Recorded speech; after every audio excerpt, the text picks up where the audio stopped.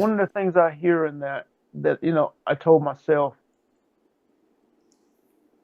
I have to really focus on me Hmm. because I realize in doing that, that's the only way that I can help other people is if Right. I have done it. You Yep. have to do that. Yep. And people's, we have been conditioned to shy away from painful things.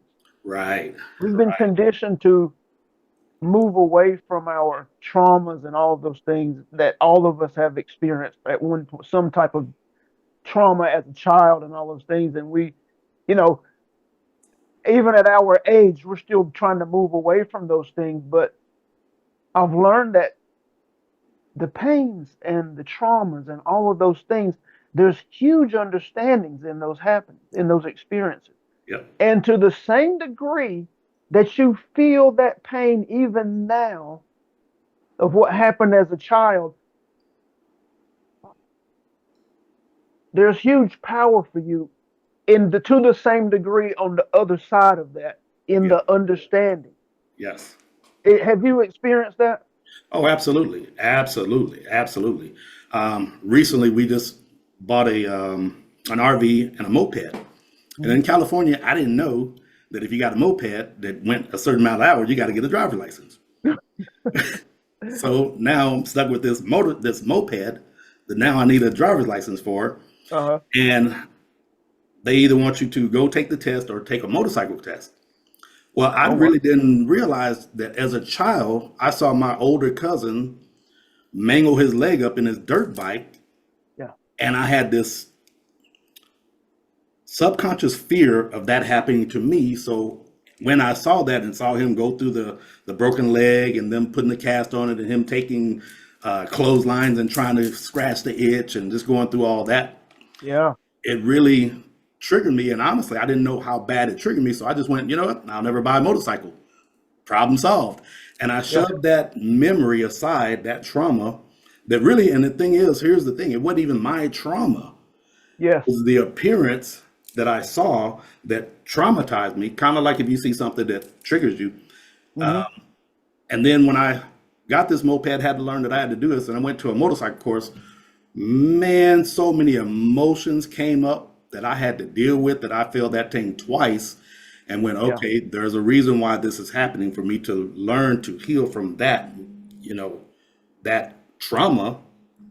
And my guide, my Holy Spirit went, the teacher's telling you you're doing okay. And I rejected it. You're Yeah. doing fine. You didn't crash into anyone. You didn't break our equipment. You didn't hurt anybody else. They're telling me all the affirmative things of what I'm doing right, but because I would go back to that childhood memory of, man, I see him do that wheelie and he just crashed out and Yeah. seen the mango leg. And I think that memory just really stuck to the point where the second time around, it was a little bit better. And then the third time, I was like, okay, I got to get past this because that was his journey. It wasn't mine. So why am I Yeah. taking on that idea that it could happen to me when nothing's ever happened to me? Yeah. Same thing when I was a child. My uncle, I was afraid of heights because my uncle was 6'4" and I'm knee high to a duck, and he would pick me up, throw me up as high as he could.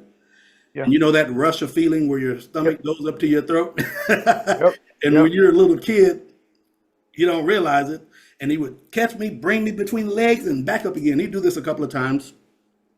When I joined the Navy and started getting into the military aspect of it, I didn't realize how afraid of heights I was until my guides took me back to that memory, and then they had to go, okay, let's walk you through it.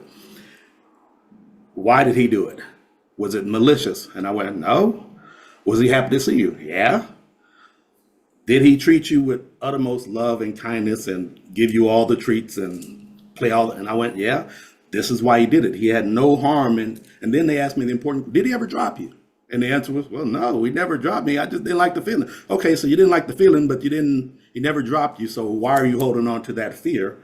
And then once I really thought about it and really let that really sink in as a belief that, yeah, he was doing it because he loved me and not because, you know, it was something malicious or scary or whatever. Man, I could climb up the top of the mast on the ships. I could climb up top buildings, and Yeah. you know, it was really good healing. But all of it happened as I got older and started on this journey of awakening. And it Hmm. was kind of like everything that was prior to my adulthood was surfacing for me to heal. So I took it as a healing moment for me to learn to deal with those that I could help other people address their fears and their issues in the same manner.